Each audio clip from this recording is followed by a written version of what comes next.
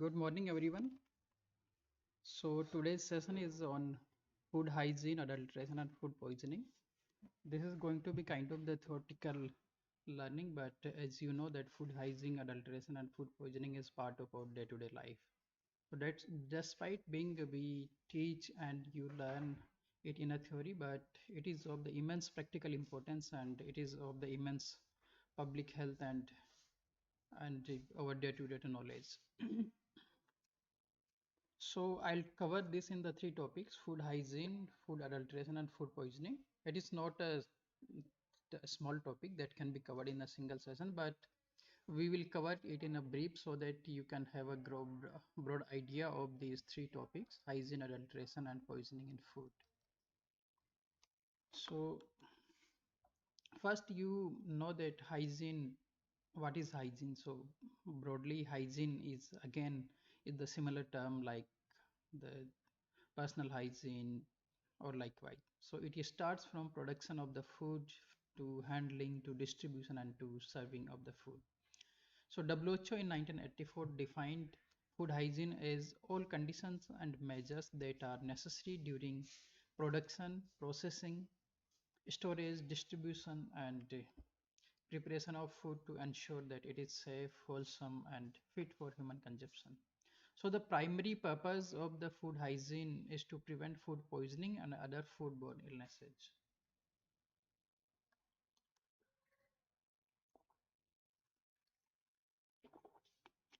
Sorry. So food hygiene can be described in the multiple components. So we would consider that in the brief, some component may be missed, but the purpose is to give you the broad idea of the food hygiene. So it can be discussed in terms of the milk hygiene, meat hygiene, fish hygiene, egg hygiene, vegetable and fruit hygiene, food handlers hygiene, eating places sanitation. So milk hygiene is important because milk is an efficient vehicle for a great variety of the disease agent. So it transfers the disease agent not only from the adulterations but also from the personal sources as well as the animals. It can get contaminated with the different sources. So in 1970, the FAO Food and Agriculture Organization and WHO expert committee identified or classified the milk-borne diseases in the two groups. So one is infection of the animals that can be transmitted to man, and second, infections of the primary to man that can be transmitted through the milk. For example, tuberculosis, anthrax, or human animal diseases like typhoid, cholera, and E. coli. So what is the clean and safe milk? You must know that. So first essential thing is the healthy and clean animal is first important thing that has to be ensured. Secondly, the premises where animal are housed and milk should be sanitary. Milk vessels should be sterile and kept covered. Water supply should be bacteriologically safe because if water is not safe, then it's not possible that you will get safe and clean milk. Milk handlers must be free from communicable diseases, and milk should be cooled immediately to 10 degrees Celsius after it is drawn to retard the bacterial growth.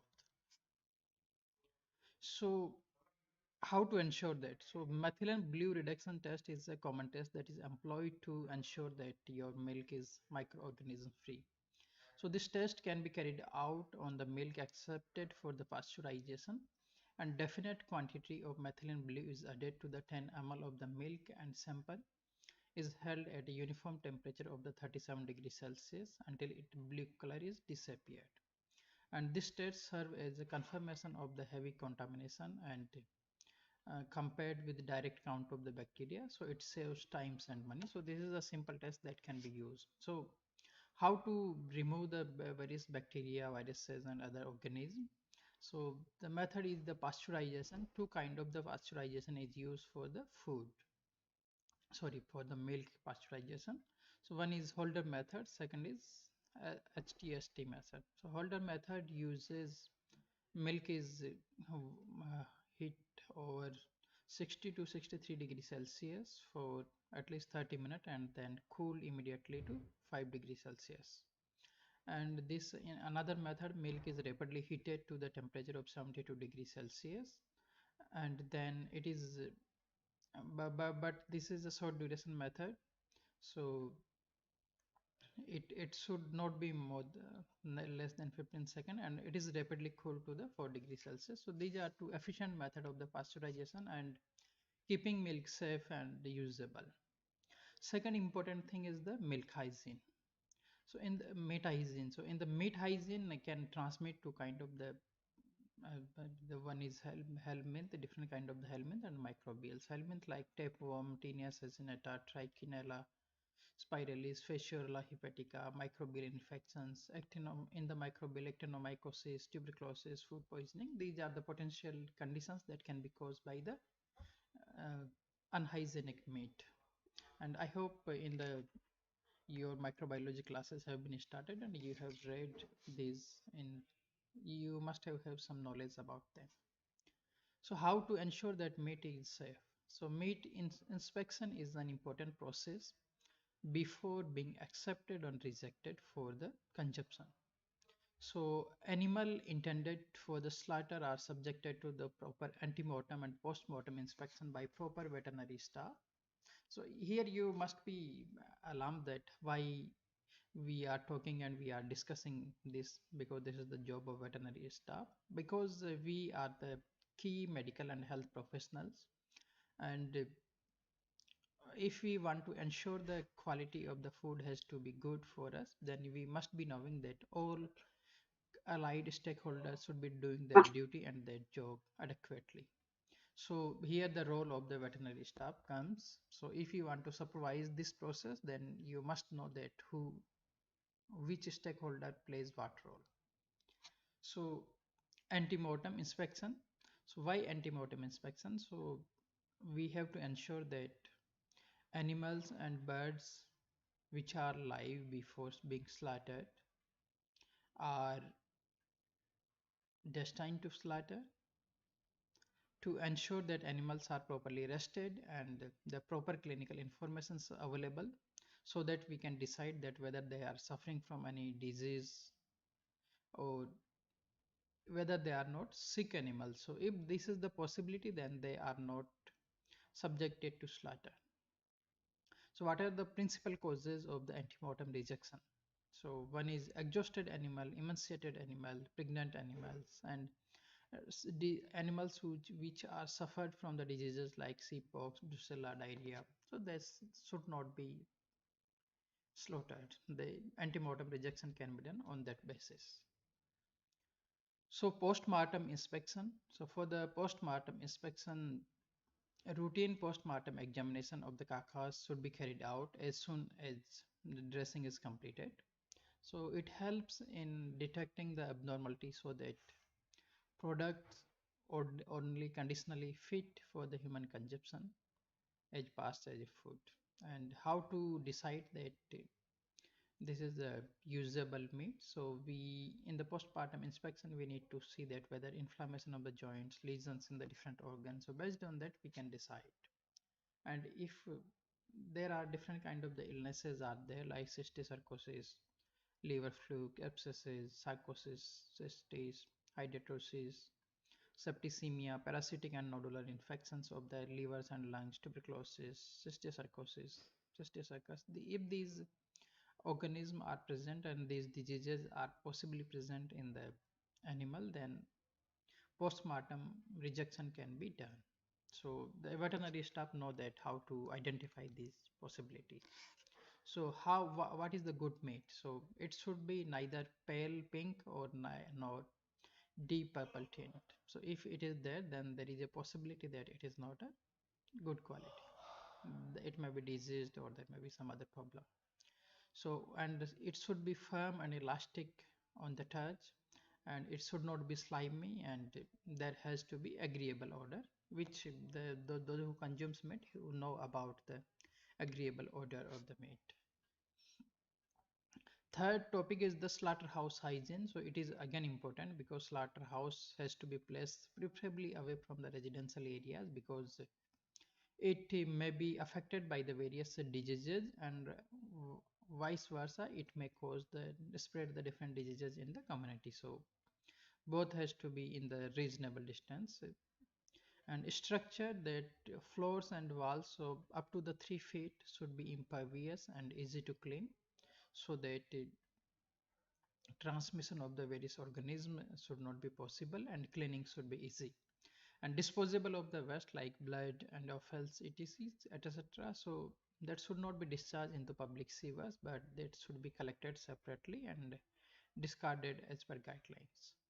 Water supply is again important component of the slaughterhouse hygiene, so it should be independent, adequate and continuous so that a mixing of the organism, mixing of the transmission of the organism should not be possible.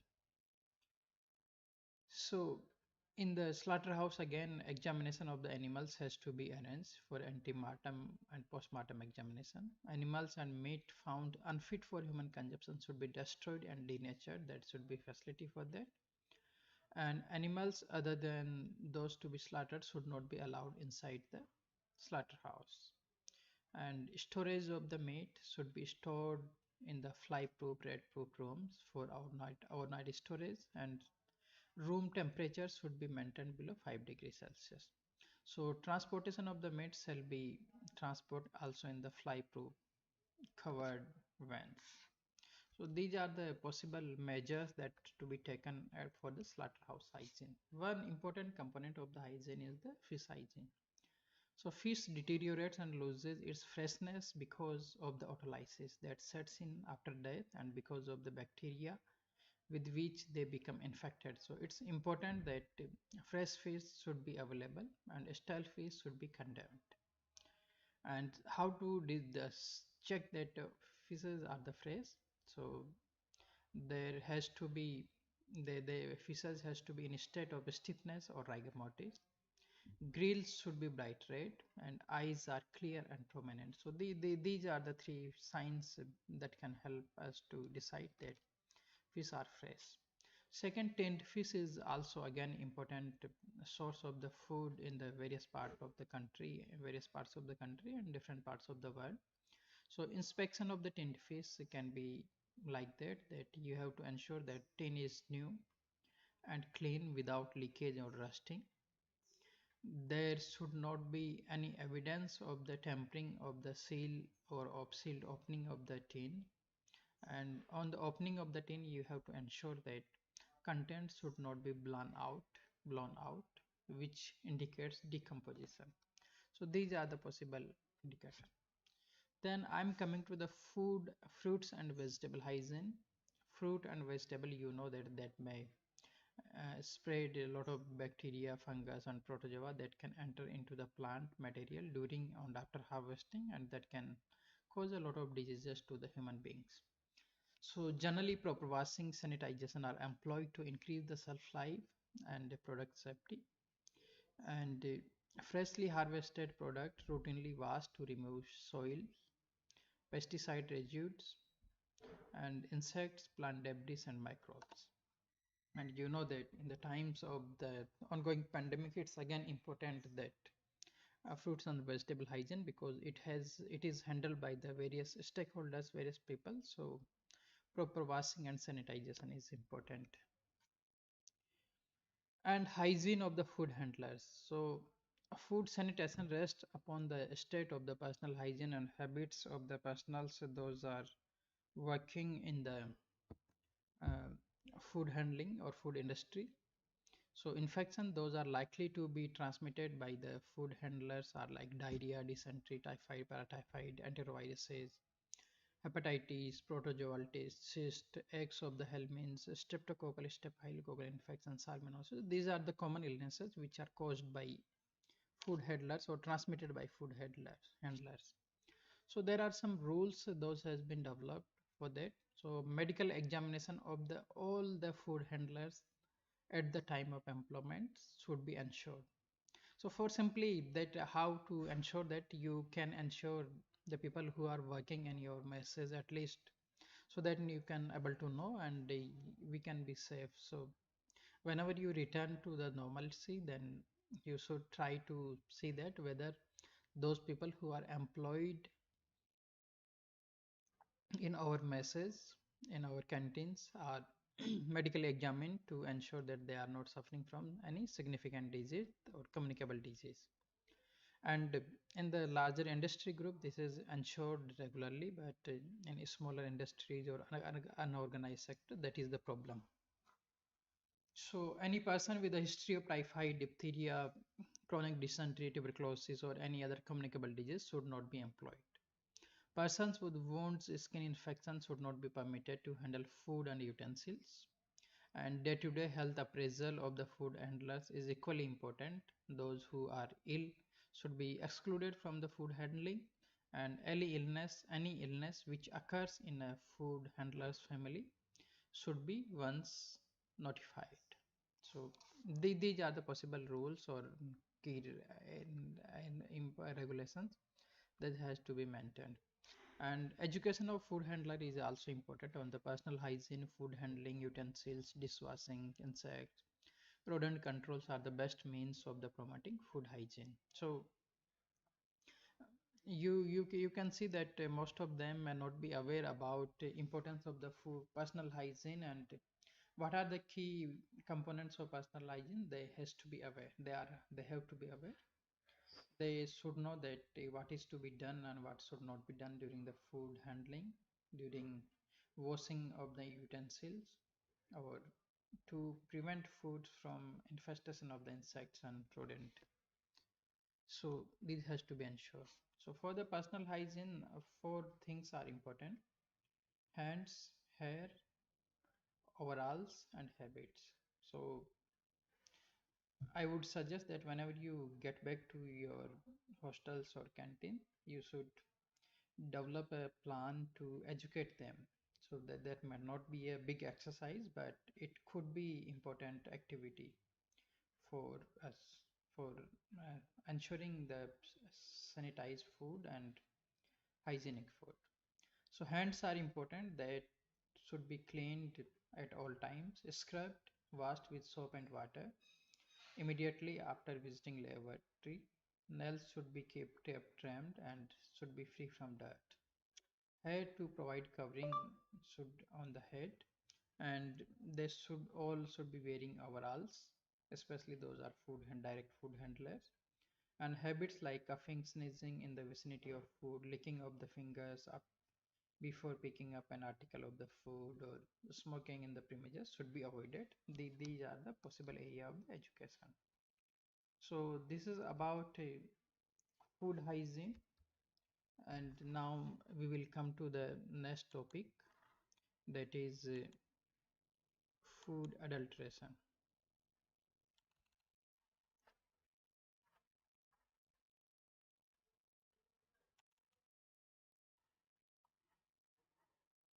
Give me a moment.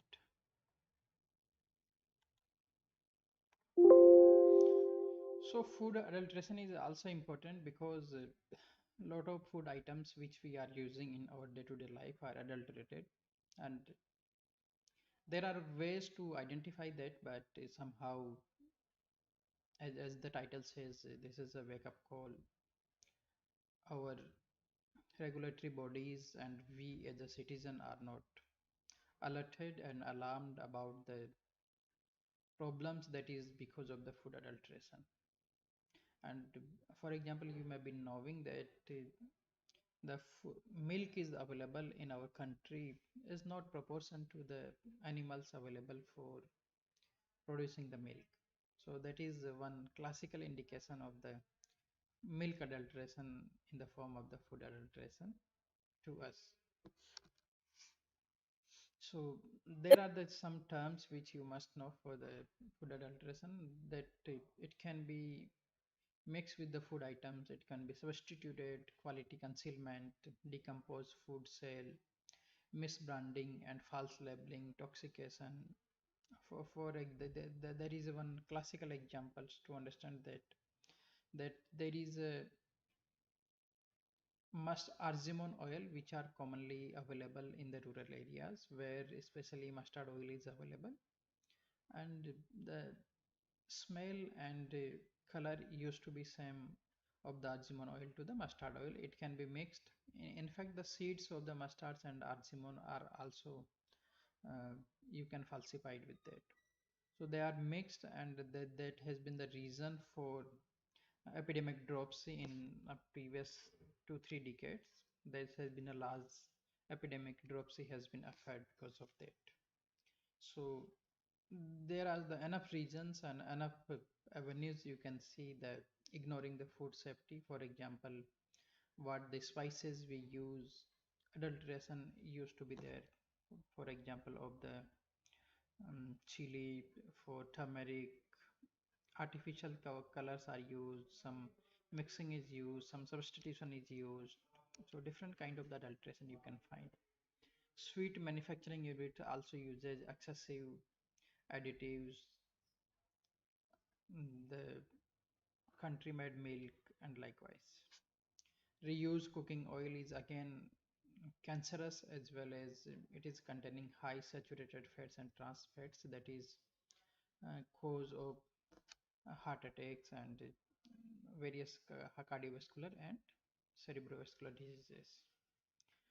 You can see the colors in the tea leaves, sugar in the honey, cinnamon adulteration. So you can see from this chart, also this is belong to the 2015, but situation has not been changed. In fact, this has been increased over the years because of the increasing demand, and you can see that food food poisoning. This is the report of 1 week, and in this week, if you see the various kind of the alerts are came by the IDSP, you can see one of the significant number of the alerts for the food poisoning.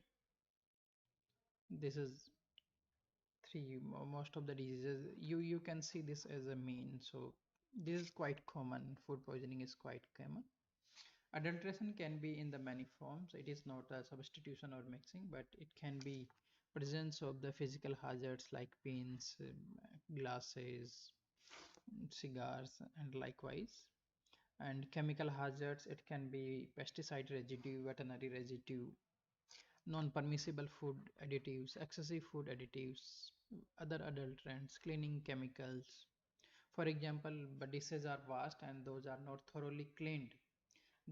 So some chemicals may be present on that, and this is slowly accumulated in the human body. Microbiological hazards like worms, flies, weevils, caterpillars, cockroaches are present in the food. Microbiological hazards in terms of bacteria, yeast, protozoa, molds, viruses, because of not proper temperature maintenance. So food can be contaminated at the various levels from farm to fork or farm to consumer. At the level of the transport, in the farm itself, in the mills or slaughterhouses, food processing industry, or during the transportation to distributors by it can adulteration can be done by the distributors, wholesale stockists. It can be made at the level of the retail providers and restaurants. It can be made at the consumer level as well. So this is very necessary to take measures to improve food safety and hygiene. And what are the steps to make that sure? So one is safe food should be procured, that should be kept clean, should be kept separate. For example, raw and cooked food should be kept separate, that should be chilled or the cooled at the adequate temperature. Whatever food you purchase should be cooked thoroughly. Pest control is important. Personal hygiene and health hygiene is again important.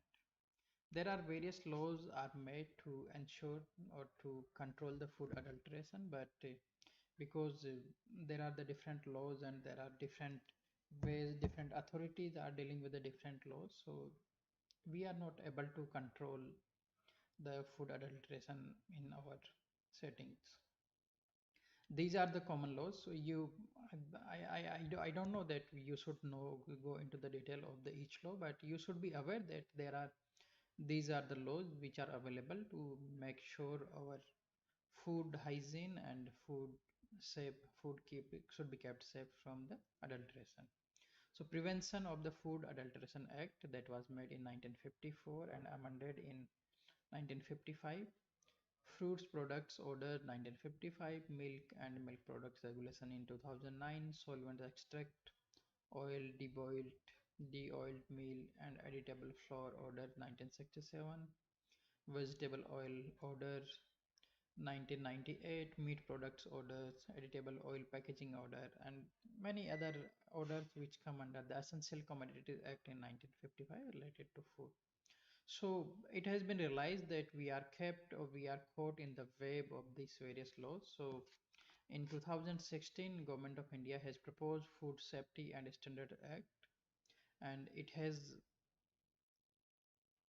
now that these all acts which are related to the food production, handling, and all are considered or kept under the umbrella of the Prevention of Food Adulteration Act 1954.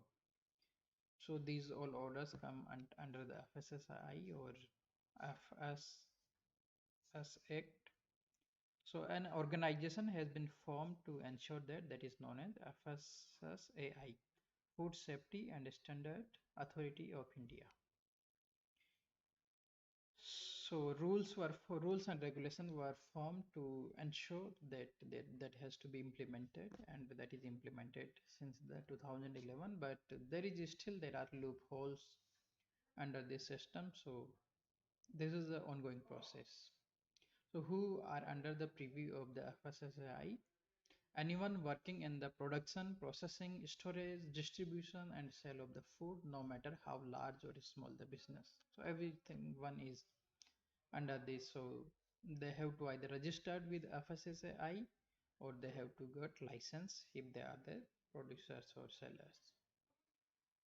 Hospitals are also under FSSAI, or Prasad distribution in the mandis or other places are also part of that.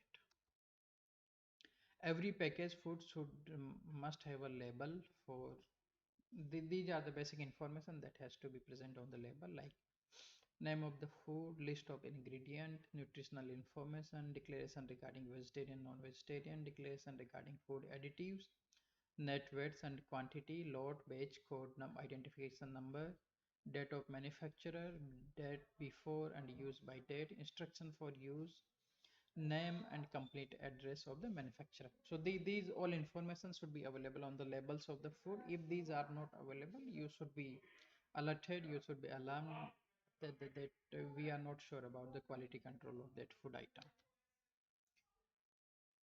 For example, this is barcode, license numbers, producers, vegetarian, non-vegetarian, likewise. So common food adulterants. What are the common food adulterants? For the milk, water, starch, urea, vanaspati, and formalin can be used. For ghee, vanaspati is a common adulterant. For the butter, again vanaspati. For edible oil, prohibited color can be used.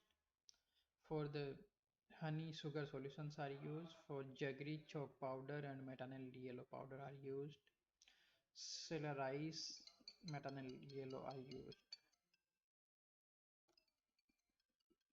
For the sweets and ice creams and beverages, saccharin and methanol blue are used. And for the besan, again methanol yellow for use for the color. Pulses, lead chromate is the common adulterant. Mustard seed, as we discuss, argemone seed, turmeric powder by the cultured or yellow soapstone powder. For chili powder, chalk powder, brick powder, artificial colors are commonly used. And for the supari pan masala, saccharin, and for the silver leaves, aluminum leaves are used. So these are the common adulterants which are used in the various settings. So we have to be aware about them. There are penalties are proposed under the various laws and regulations, but we have to ensure as a society, as a community, as a citizen, that those who are culprits should be penalized. Working without license, up to 5 lakh penalty, and up to 6 months of imprisonment. For the substandard food, there is a fine up to 5 lakh. For misbranded food, up to 3 lakh. For misleading advertisement, up to 10 lakh. For unhygienic, unsanitary preparation, up to 1 lakh. Unsafe food, up to 3 lakh penalty and 1 year imprisonment. For obstructing food safety officers, food sanitary officers from doing duty, up to 1 lakh penalty and up to 3 lakh a 3 months imprisonment. In case of the death because of the food related problem, life imprisonment and not less than 10 lakh of the penalty. This is the broader organization and functioning. Food Safety Commissioner used to be a chairman of FSSAI at the state government level. He has to ensure that food safety and food hygiene in their state. So they work through this organization: food safety officer, designated officers, food analyst, accredited lab, referral lab, adjudicating officer, appellant tribunal, special court, CGM court. These are the possible avenues. And all the food handlers and food uh, businesses requiring IT license or registration is mandatory. They can You can get more information and they can use this website for their purpose. So this is about the food adulteration and their prevention and control. So I hope now you are slightly aware about the role of the food adulteration and possible avenues and possible prevention and control measures of the food adulteration. So third topic for the today is the food poisoning. So food poisoning is quite common, and the common eateries, hostels and messes are commonly affected, as well as houses, but you must be knowing about it. For example, this is a news: 3 dead and 40 hospitalized after suspected food poisoning in Ragat. This is a place. So this was happened in the Mahad village near Kopoli in at his newly constructed house on Monday night. So there was some function and food poisoning occurred because of 3 person are dead. And so this news is just to sensitize you that food poisoning has a devastating effect on the society, as the families, as the communities.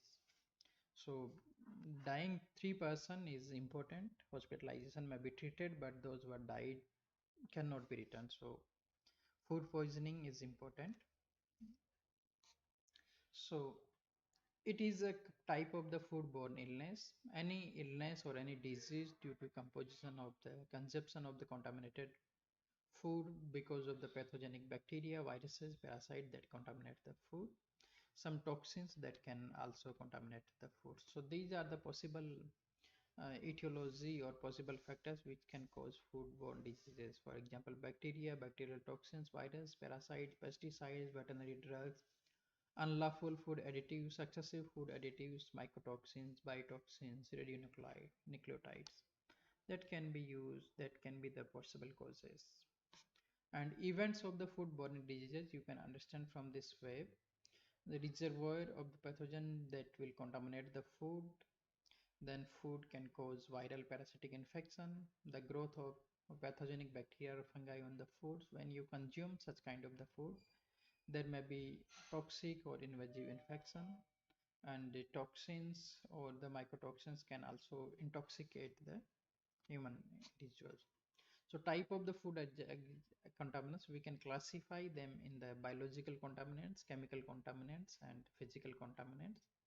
Biological contaminants, you know that bacteria, virus, fungi, parasites, and biological toxin. Chemical contaminants may be toxins, metals, and pesticide. Physical contaminants may be like hair, staple wire, dust, like these things may have encountered sometime somewhere. So biological contaminants further can be classified in the bacterial, viral, and fungal and parasitic contaminants. So bacterial contaminants can cause botulism, E. coli infection, salmonellosis, staphylococcal illness. Viral can cause hepatitis A or E, norovirus, diarrhea. And fungal can be yeast and mold infection, giardiasis, cyclosporiasis, and trichinosis. Various kind of the parasitic infection can be caused. Common symptoms because of the food poisoning are the diarrhea, fever, abdominal cramps, nausea, and vomiting. These five are the common symptoms are considered, and based on the type of the symptoms, and the incubation period, you can identify that what kind of the poisoning may have been occurred. For example, nausea, vomiting after the 1 to 6 hours of the consuming food, it could be staphylococcus or bacillus cereus poisoning. If it has happened after 8 to 16 hours, And symptoms are abdominal cramps and diarrhea. It could be Clostridium perfringens, Bacillus cereus. Similarly, you can see the various kind of the incubation period for various kind of the poisoning. 6 to 48 hours, fever, abdominal cramp and diarrhea. It may be Clostridium jejuni, Escherichia coli, Salmonella, Shigella, Vibrio parahemolyticus. If it is again abdominal cramps and watery diarrhea after 16 to 72 hours, it could be enterotoxigenic E. coli, Vibrio parahemolyticus, cholerae, Clostridium jejuni, Salmonella, Shigella, and likewise. After the 24 to 40 hours, if vomiting and non-bloody diarrhea, it may be noroviruses. If it is the fever, cramps, and with no diarrhea, it may be Yersinia enterocolitica. Bloody diarrhea without fever, it may be enterohemorrhagic E. coli. Persistent diarrhea after 1 to 3 weeks, it could be Cyclospora, Cryptosporidium, and Giardia. Diseases caused by the toxins may be bacterial toxins, mycotoxins, zootoxins, and phytotoxins. Phytotoxins are from the plant, zootoxins from the animals, mycotoxins from the fungi, bacterial toxin, as you know. So bacterial toxin may be botulinum toxin, staphylococcal toxin. Fungal toxins may be aflatoxins, mycotoxin, ochratoxin, and botulinum. Some of them are the carcinogenic as well. Ochratoxins is the carcinogenic. Toxic algae may cause ochradic acid. Natural toxins are histamines and glycoalkaloids. So again, FSSAI provides various measures to address this problem. There is a safety manual, so you can go through it. You can identify various measures to address that problem. So key recommendations for the food safety are clean, separate, cook, chill, and avoid. So clean means clean hands, clean food contact surfaces, clean fruits and vegetables thoroughly washed. And all kind of the food items should be kept separate. For example, separate raw and cooked and ready to eat food items while sopping, while preparing, while storing the foods. Cook to a safe temperature to kill microorganisms. That's again important. Cooked foods are less harmful than the raw food items. Chilled, refrigerate promptly any food items if refrigerated promptly that doesn't allow the growth of the bacteria. Avoid unpasteurized juices, raw sprouts, raw uncooked meat, raw uncooked poultry, raw milk and milk products. So these are the key recommendations for food safety by FSSAI. And in addition to that, it is important to know that how to protect ourselves. One is personal hygiene. You know the hand washing techniques. You should educate your family members. You should educate your peers, your friends, and this way society move forward. And you can notice that in the past 1 year or so, if you have performed the proper hand hygiene, proper personal hygiene habits, then number of the infectious diseases would have been reduced, like cold, flu, GI infections. So it's important to protect yourself. How to prevent and control? So these are the possible ways. One is food sanitation, we have discussed in detail. Personal hygiene, again we have discussed it in the food handlers hygiene manual. Food handler, in addition to the personal hygiene, there are some other ways to make sure that disease should not be transmitted from the food handlers. For example, the regular medical checkups, their family, if someone suffered from some communicable disease in the family, that has to be notified. And they have to be educated. They have to be pre-employment medical fitness test, and that has to be routine test. Sanitary improvement of the eating places, sanitary improvement of the kitchens, sanitary improvement of the transportation of the food, production of the food level. Health education, it is again important because all kind of that activities are limited to the some places, but health education is a mass initiative or the mass intervention that can educate everyone, and that can help that everyone should be made accountable for their own responsibilities, and that way we can save ourselves, we can save our families, we can make safer our communities and our society. Refrigeration is again important because, as we have discussed, refrigeration helps the curb on the growth of the bacteria and other uh, other key microorganisms. And using these ways, we can ensure that safe and hygiene food, we can save our lives from the various diseases. So this is all about for the today's session. And you must be aware that there was a theme related to this food hygiene in World Health Day 2015, that was how safe is your food, from farm to plate, make the food safe. Thank you so much. If any question, please feel free to ask. Thank you so much. Any question, please?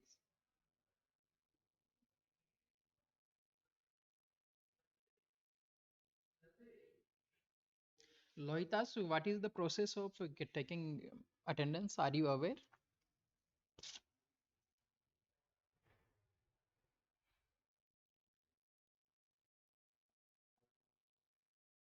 Lohitas, are you listening me?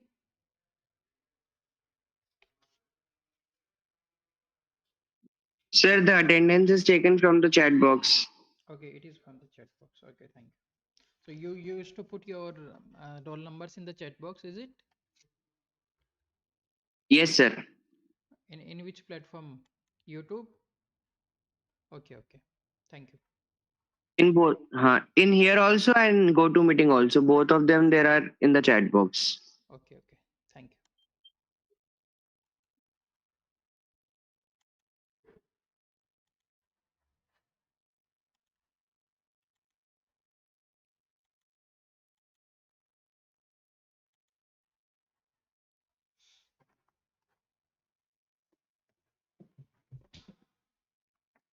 So if someone have attended the session for a 5 minute, he or she will get attendance, is it?